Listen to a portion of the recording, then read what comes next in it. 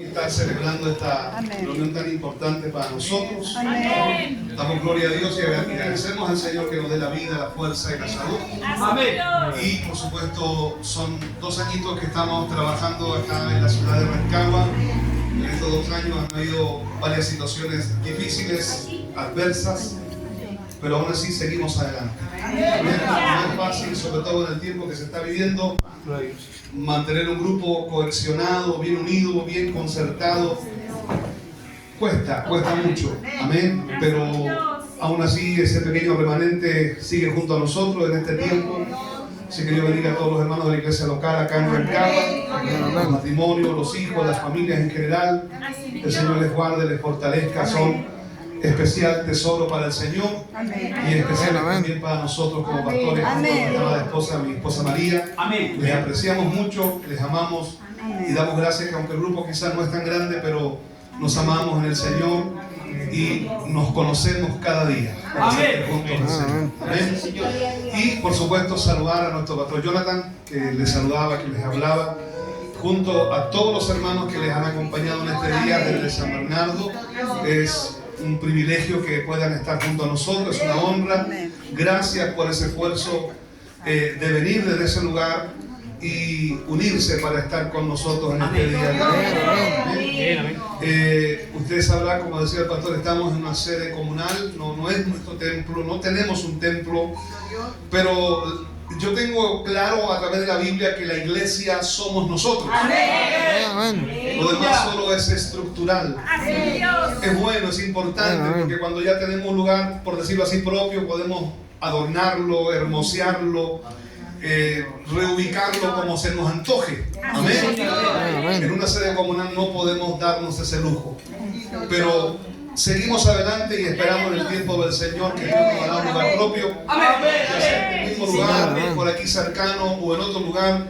Él es soberano y dueño de todo. Así que sus oraciones por nosotros son muy importantes, aparte de ya su ayuda, su comunión con nosotros. Hemos tenido la bendición de estar con ustedes allá ya en 2 o 3 ocasiones, entregando la palabra del Señor.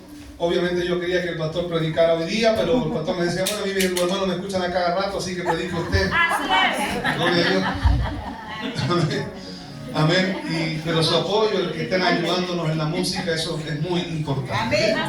Hermanos amados, también antes de pasar a la palabra, quiero invitarles a hacerle cordialmente, ya les voy a entregar la carta a través del WhatsApp, ahí tenemos al secretario de las cartas, nuestro hermano Efraín. La carta para la campaña evangelística que vamos a tener aquí afuera.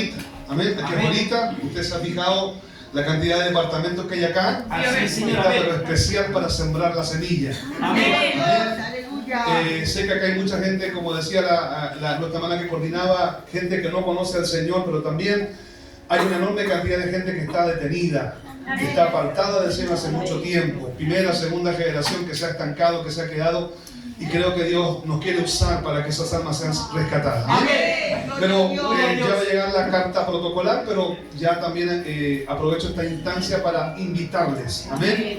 Van a ser 2 días, viernes 6 y sábado 7 de octubre, si Dios así lo permite. Si nos da el Señor fuerza, vida y salud, y Él nos dice otra cosa, esos 2 días vamos a estar a partir de las 7 de la tarde haciendo la campaña evangelística. Ya está solicitado el permiso, avisado a lo que es la junta directiva de esta población, y esperamos para esa fecha con gozo que ustedes puedan venir. Amén. Entiendo que a lo mejor no van a poder venir los 2 días porque hay un costo, hay un gasto de traslado.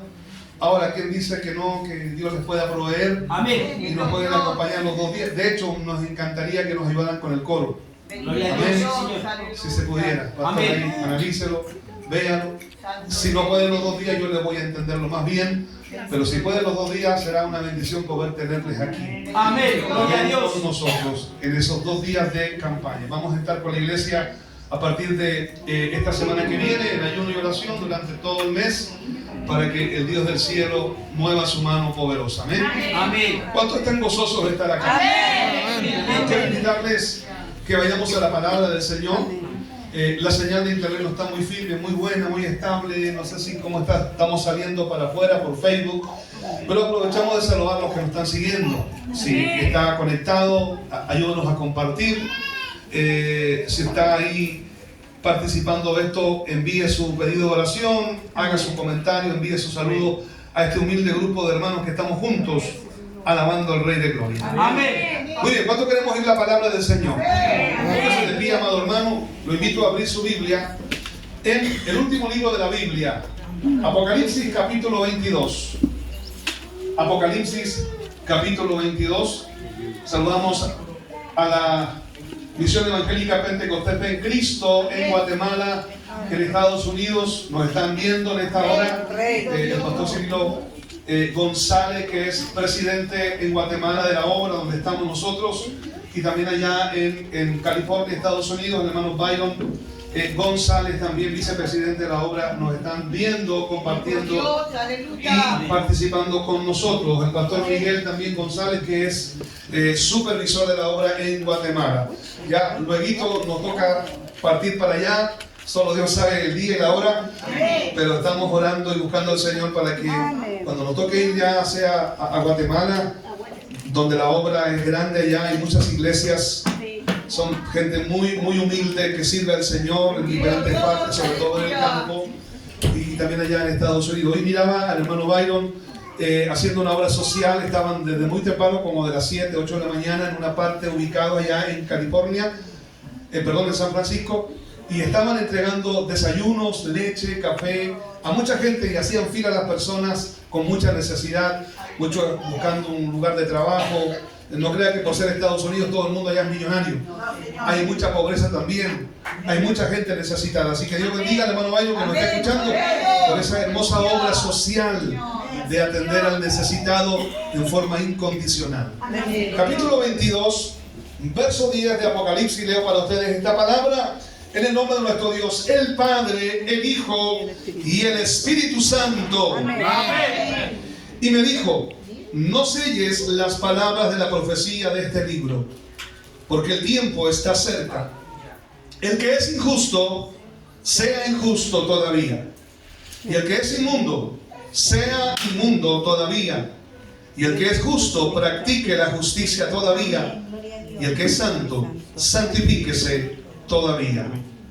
He aquí, yo vengo pronto, y mi galardón conmigo, para recompensar a cada uno según sea su obra. Amén. Dios añada bendición a esta su palabra en nuestros corazones. Amén. Padre, en el nombre de Jesús, bendíganos a través de este mensaje. Te pido que dé la gracia a mi vida, la virtud del cielo. Amén. Pongas esas palabras de vida eterna en mis labios. Amén. Que el diablo y los demonios o todo ataque satánico que quiera estorbar este culto, lo atamos, lo neutralizamos en el nombre de Jesús. Amén. Palabra corra, sea muy glorificada. Amén. Tu amado Espíritu Santo se mueve de una forma especial, dando convicción de pecado, de justicia y justicia al corazón, Señor, de cada uno de tus hijos. Amén. Gracias, Señor, por esta bendición. Hemos tenido un tiempo de alabanza maravilloso, un devocional de adoración, de exaltación, de reconocimiento a la grandeza, a la gloria de nuestro Dios. Ahora queremos sentarnos cómodamente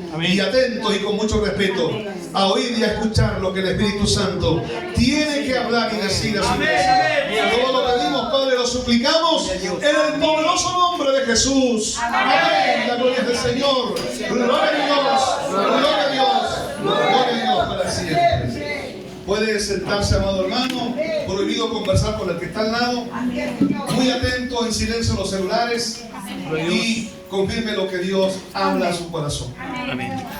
El tema que Dios nos ha dado en el día de hoy lo hemos titulado: decidamos practicar la justicia y la santidad. Ese es el título del mensaje. Decidamos practicar la justicia y la santidad.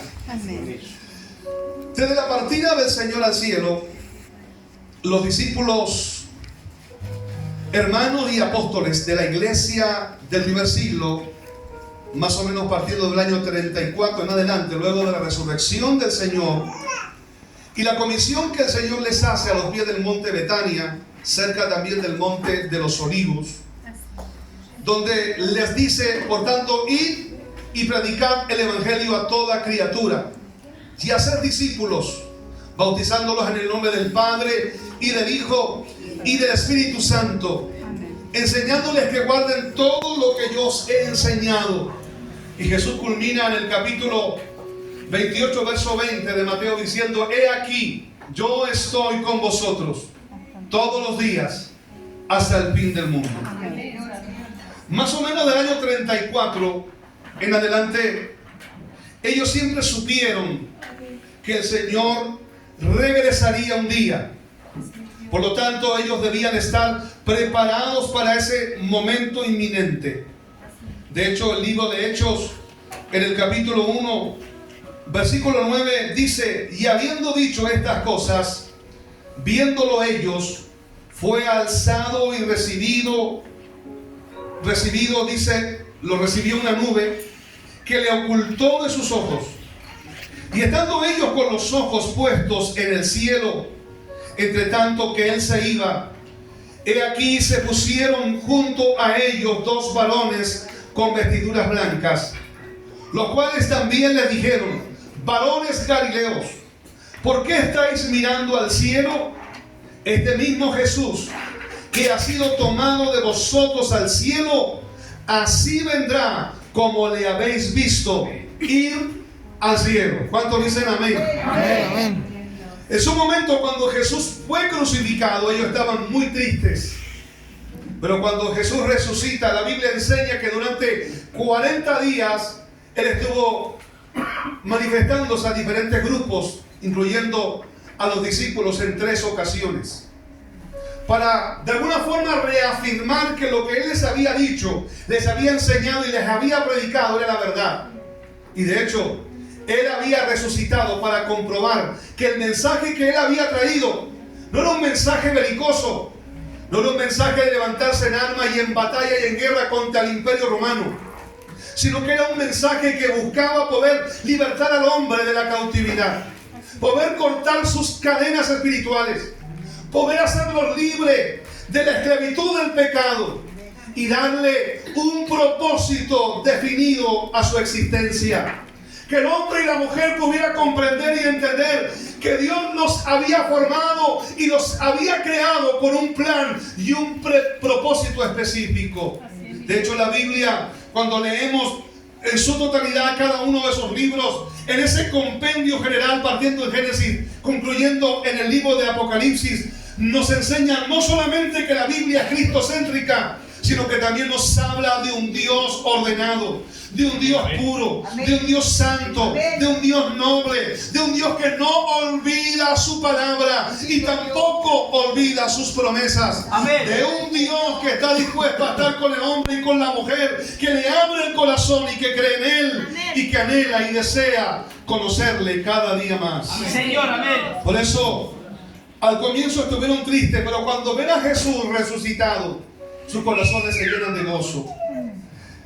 El Señor los comisiona a ir por todas partes anunciando esta verdad. Pero también cuando ellos vieron que Jesús había desaparecido entre las nubes, esos ángeles vienen para decirle: varones galileos, ¿qué hacéis así mirando hacia el cielo? Porque ellos estaban mirando al cielo. Ellos le dicen que eran ángeles: este mismo Jesús que habéis visto ir al cielo, así mismo volverá. Y la columna vertebral del Evangelio no es solo creer que Dios nos demanda guardar su palabra, sino que además somos aquella generación que le decimos al mundo que estamos en cada una de nuestras reuniones recordando continua y constantemente que el Señor pronto regresará. Amén. Que Él vendrá pronto a llevarnos al cielo, a llevarnos a heredar esas moradas eternas que Él ya tiene preparadas para cada uno de nosotros. Ya está lista tu morada, hermano. Está listo reservado exclusivamente el lugar que Dios creó, diseñó con su sabiduría y su inteligencia para dártelo y entregártelo a ti.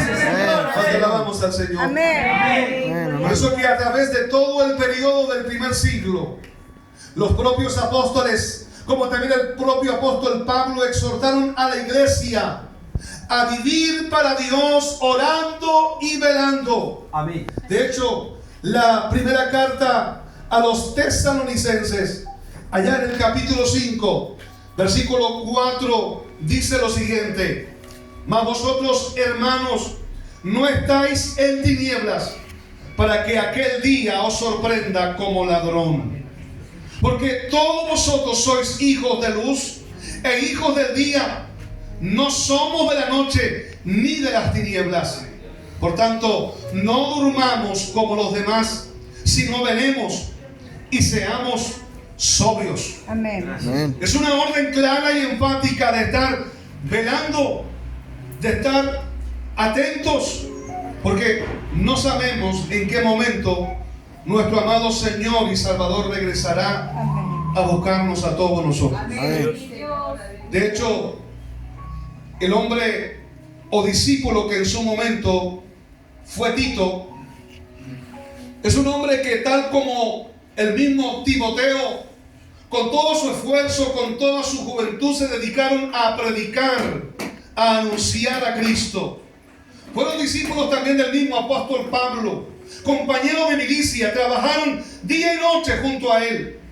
En su momento Pablo escribe a Tito y le hace una referencia muy importante en el capítulo 2 de su libro, en el versículo 11, y le dice a Tito, recordándole que transmita esto mismo a los hermanos que estaban a su cargo, porque la gracia de Dios se ha manifestado para salvación a todos los hombres, enseñándonos que renunciando a la impiedad y a los deseos mundanos, vivamos en este siglo sobria, justa y piadosamente, aguardando la esperanza bienaventurada y la manifestación gloriosa de nuestro gran Dios y Salvador Jesucristo. Amén. En el versículo claramente 12 dice, enseñándonos que renunciando a la impiedad y a los deseos mundanos, vivamos en este siglo sobria, justa y piadosamente. ¿Cuánto alabamos al Señor? Amén. Amén. Ahora bien, Apocalipsis es el libro de la revelación del Señor Jesucristo. Es el libro que concluye el canon bíblico. Es el libro que nos da el último mensaje de advertencia y que nosotros tenemos que aplicarlo a nuestra vida diaria. De hecho, al mismo Daniel en su momento, en el capítulo 12, versículo 4 en adelante, se le dice que él selle las palabras de la profecía de ese libro. Porque las cosas que Daniel había recibido no eran para ese tiempo, sino eran para el tiempo postrero, para el tiempo final. ¿Cuánto alabamos al Señor? Por eso, más o menos 500 años antes que el apóstol Juan en la isla de Pasmo recibiese la revelación, se le dice a Daniel que selle las palabras de la profecía de ese libro, hablando acerca del pueblo judío, de lo que ese pueblo iba a vivir, todo ese periodo difícil, caótico para el pueblo escogido de Dios, que es el pueblo hebreo. Pero ahora a Juan, 500 años después, se le dice que no selle las palabras de la profecía de ese libro, porque lo que está él viendo, oyendo con sus oídos, lo que él está recibiendo, pronto se va a cumplir. Por lo tanto, casi han pasado 2500 años, partiendo de Daniel hasta el tiempo contemporáneo en que estas palabras fueron dichas. Por eso que a Juan se le dice en el capítulo 22 de Apocalipsis, verso 10, y me dijo, no selle las palabras de la profecía de este libro, porque el tiempo está cerca. ¿Cuánto creemos que el tiempo está cerca? ¿Qué tiempo? El tiempo de la manifestación del Hijo de Dios. El tiempo en que la trompeta ha de sonar. El tiempo que una iglesia gloriosa será trasladada de esta tierra podrida, oscura y miserable para ser llevada gloriosamente al encuentro de su amado Dios, Señor y Salvador Jesucristo. Ese día viene, ese tiempo pronto ha de cumplirse. Este instante lo anhelamos, lo deseamos, lo esperamos, clamamos diariamente por él, diciendo como dijo Juan, y el que oye diga ven, y la iglesia y la esposa dicen ven Señor Jesús. ¿Sabe cómo responde el Señor a eso? Él dice cuando están pidiendo que regrese pronto, él le dice a los que oyen, ciertamente ven. vengo en breve. Ciertamente regreso pronto. Y si nos damos cuenta, a lo largo de la Escritura, la iglesia se tuvo que preparar, y los mensajes de cada uno de los discípulos apuntaban no solo a que Cristo pronto regresaría, sino que además nosotros, la iglesia, teníamos que estar esperándolo. Pero ¿de qué manera lo teníamos que esperar? ¿De qué forma? ¿Cómo vamos a estar cuando el Señor regrese? El capítulo 18 de Lucas, el Evangelio según San Lucas, nos dice, luego que Jesús concluye la parábola, la enseñanza acerca de el fariseo y el publicano, todos la conocemos. Cuando al final el Señor habla de que la justificación vino para el publicano a pesar de su vida de pecado, pero como se arrepintió, como se humilló, como reconoció su pecado y no ocultó nada, el Señor lo justificó. Y así se fue a su casa perdonado y justificado. No así el fariseo, que aunque tenía conocimiento de la ley, tenía todo el argumento, por decirlo así, espiritual para ser mejor. Sin embargo, había hipocresía y había autojustificación en su corazón. El Señor habló de que en el caso de él era alguien que se sentía mejor y superior que los demás.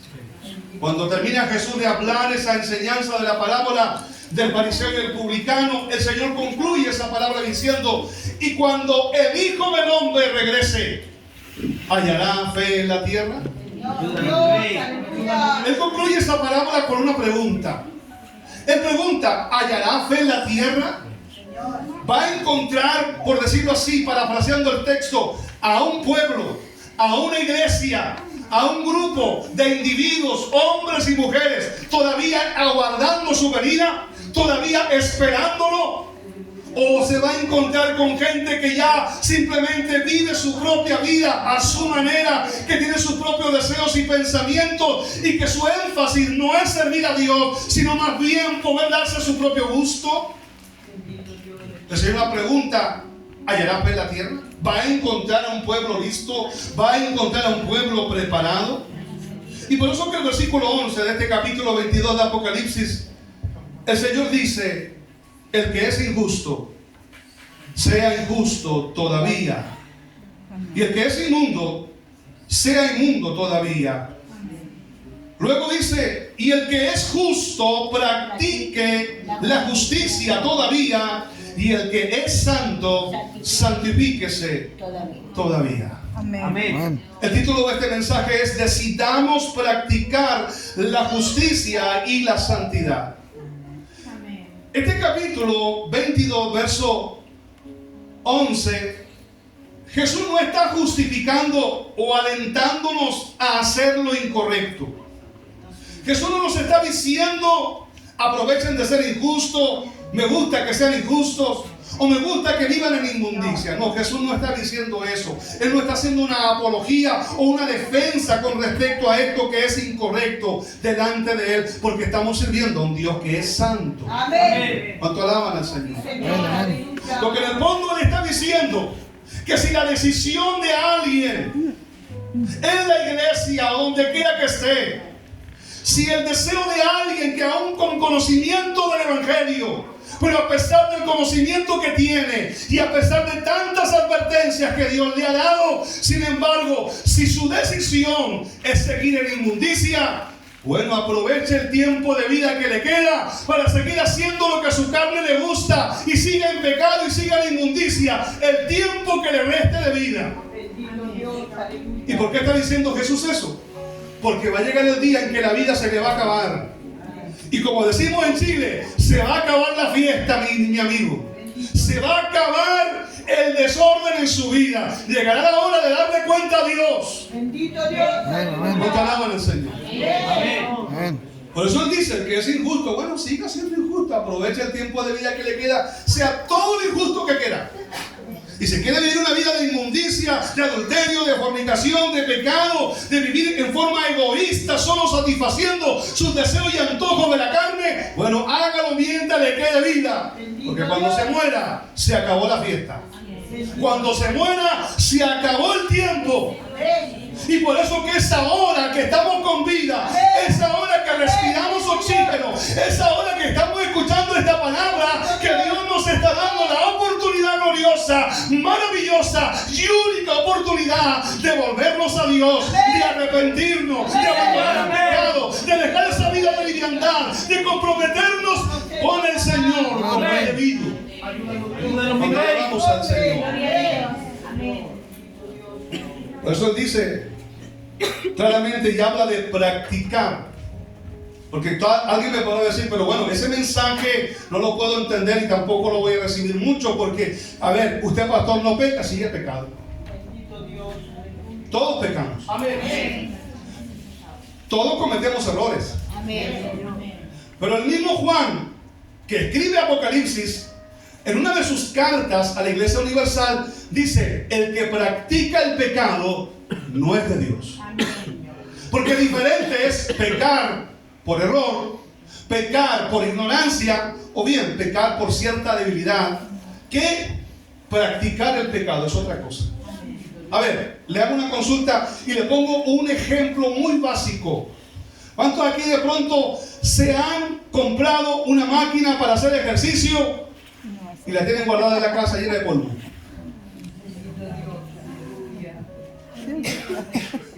¿Por qué le digo esto? Porque es diferente hacer ejercicio una vez a lo lejos, una vez a la que se me ocurrió y me acordé, y cuando ya ve que la falda no le entra y el pantalón tampoco le pasa al cinturón, bueno, voy a hacer un poco de ejercicio. Es diferente hacer un poco de ejercicio de vez en cuando a lo lejos que practicar un deporte. Es muy diferente. Es diferente la disciplina del que practica un deporte que aquel que lo hace de forma esporádica, porque le gustó, porque le atrajo, pero no tiene una consecuencia. No es alguien que está constantemente haciendo eso porque de verdad no tiene la intención de ser un deportista. Es lo mismo, de pronto nosotros espiritualmente, humanamente cometemos errores, miramos mal, respondemos mal, contestamos mal, son pecados. Amén. Tenemos ciertos deslices, ciertas debilidades, pero ahí está la Biblia que dice que la sangre de Jesucristo, su Hijo, nos lava y nos limpia de todo pecado. Por supuesto, si nos reconocemos, si nos arrepentimos y nos apartamos de esa práctica de pecado. Amén. Pero ahora el que no ha nacido de nuevo, el que de verdad no le interesa el Evangelio, ese hombre, esa mujer derechamente, aunque esté en la iglesia, practicará el pecado. ¿Cuánta gente está en las iglesias y practica el pecado en lo oculto? ¿Cuánta gente está en las iglesias, son coristas, son predicadores, incluso son pastores y practican el pecado, hermano, sin temor de Dios? Lo practican en oculto, adulteran para callado, roban para callado, mienten a destajo cuando se les da la gana, tienen envidia y celos amargos y no han perdonado jamás. ¿Cuánto alaban al Señor? Amén. Eso es una forma de práctica de pecado porque ese corazón no se ha arrepentido. ¿Cuánto alaban al Señor? Amén. Vale, diría pastor, ¿qué voy a alabar a Dios por ese mensaje? Bendito Dios, aleluya. El Señor aquí dice, el que es injusto, sea injusto todavía, el que es inmundo, sea inmundo todavía. El que es injusto dice, practique. O sea, el que es justo practique la justicia todavía, y el que es santo santifíquese todavía. Es la decisión que yo o usted podemos tomar. ¿Cuánto alaban al Señor? No es justificarnos, no es decir, no es que esto y esto otro, no es que yo me voy a justificar porque, no sé, fue un descuido. Hay descuidos, pero también hay pecados que traen graves consecuencias. Vemos el caso de Adán y Eva. Todos conocemos que cuando Dios le dice al hombre y le da estatutos y leyes, le dice, de todo árbol que está en el huerto tú vas a poder comer, de los frutos de todos esos árboles. Pero del fruto del árbol del conocimiento, de la ciencia del bien y del mal, no lo tocarás y tampoco comerás de él, porque de cierto que el día que lo hagas, morirás. Esa fue la advertencia de Dios. Dios le señaló que era peligroso traspasar el lindero que Dios le había puesto. Vino una serpiente, sedujo a Eva, ella come, llega su marido, le dice, mira, la serpiente me dijo que esta fruta estaba rica. Luego ella le entrega el fruto, él también cae en la misma trampa. Y esa es la consecuencia que tenemos hasta el día de hoy. Yo estoy esperando irme al cielo para preguntar dónde está Adán. Bendito Dios, aleluya. Santo es Gloria a Dios. Y cuando Dios le dice, ¿dónde estás tú? Adán estaba escondido, ella también. ¿Por qué? Porque cuando pecaron, sus ojos fueron abiertos. Y se dieron cuenta que